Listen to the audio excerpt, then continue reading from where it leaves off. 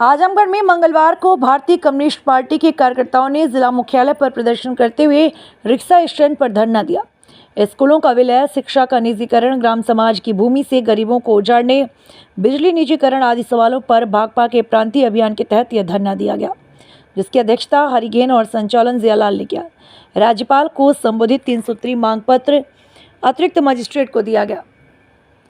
भाकपा जिला सचिव जितेंद्र हरि पांडे ने कहा कि आज देश के सबसे पुराने छात्र संगठन ऑल इंडिया स्टूडेंट फेडरेशन का 90वां स्थापना दिवस है। आज इस दिवस पर भाकपा प्राथमिक और उच्च प्राथमिक विद्यालय का विलय और निजीकरण का विरोध पार्टी मुखरता से कर रही है। किसी कीमत पर विलय नहीं होने दिया जाएगा। किसान सभा के प्रदेश अध्यक्ष इम्तियाज बेग ने कहा कि प्रदेश सरकार 132 ग्राम सभा की भूमि पर बसे गरीबों का उत्पीड़न कर रही है। बीजेपी के लोग और सरकार आमजन को सहूलियत के बजाय देश प्रदेश में सांप्रदायिक माहौल को हवा दे रही। रामाज्ञा यादव ने कहा कि उत्तर प्रदेश की सरकार पूर्वांचल और दक्षिणांचल के 42 जिलों में बिजली का निजीकरण कर रही, जिसका हम पुरजोर विरोध करते हैं।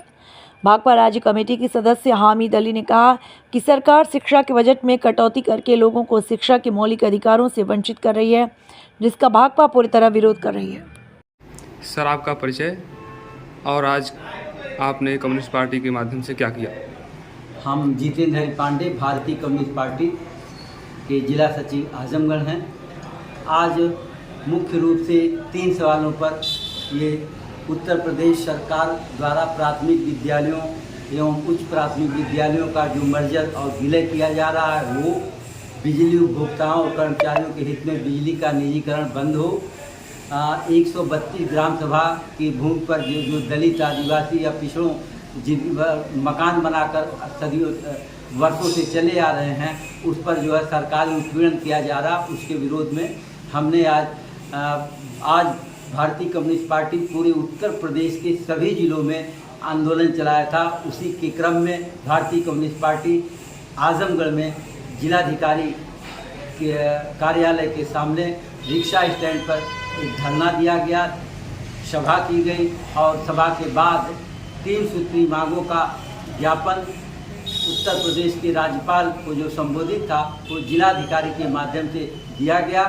हम भारतीय कम्युनिस्ट पार्टी लोग ये चाहते हैं कि शिक्षा संविधान में मौलिक अधिकार है, चाहे गरीब हो, पिछड़ा हो, दलित हो, आदिवासी हो, कोई भी ऐसा समाज का तबका न हो जो शिक्षा से वंचित हो जाए। और ये सरकार शिक्षा से वंचित करने का प्रयास इसलिए कर रही है क्योंकि वो बजट में, जब शिक्षा के बजट में कटौती की जाएगी तो शिक्षा निजी हाथों में जाएगी, शिक्षा का निजीकरण होगा और जो विद्यालय, प्राथमिक विद्यालय, उच्च प्राथमिक विद्यालय बच्चों के पठन पाठन के लिए खोले गए थे और वो आज 50 छात्र से कम संख्या अगर है तो विद्यालय मर्जर किए जा रहे हैं, विलय किया जा रहा है दूसरे विद्यालयों में। इसे भारतीय कम्युनिस्ट पार्टी इसका विरोध करती है और समय आने पर और भी आंदोलन को तेज किया जा सकता है। विदेशों में एक कक्षा में या विद्यालय में अगर 10 विद्यार्थी भी पढ़ते हैं तो वह स्कूल बंद नहीं किया जाता।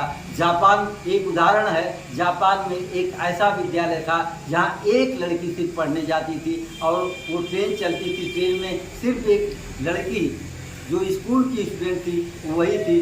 तो गवर्नमेंट ने सोचा कि क्यों ना उस ट्रेन को बंद कर दिया जाए। तो किसी ने बताया कि एक स्कूल है जिस स्कूल में एक छात्रा पढ़ने जाती है और ये हुआ कि उस स्कूल अगर ट्रेन बंद कर दी जाएगी तो दूसरा कोई साधन उस बच्ची के लिए नहीं है, वो ट्रेन चलाई गई एक बच्ची के लिए और यहाँ स्कूल बंद करके शराब के ठेके ज़्यादा खोले जा रहे हैं। बहुत ही हैरत की बात है, बहुत ही चिंता की बात है। भारतीय कम्युनिस्ट पार्टी स्कूलों का जो विलय हो रहा है उसका विरोध करती है और आए दिन सांप्रदायिक तनाव, अभी कल फतेहपुर के अंदर एक मकबरे पर हजारों लोग चढ़ गए और वहाँ उत्पात मचाया। जिस तरह से इस सरकार के पास रोजी रोजगार के नाम पर कुछ नहीं रह गया है, जाति और सांप्रदायिक झगड़े में लोगों को उलझा रही है। कम्युनिस्ट पार्टी इसका विरोध करती है। धन्यवाद।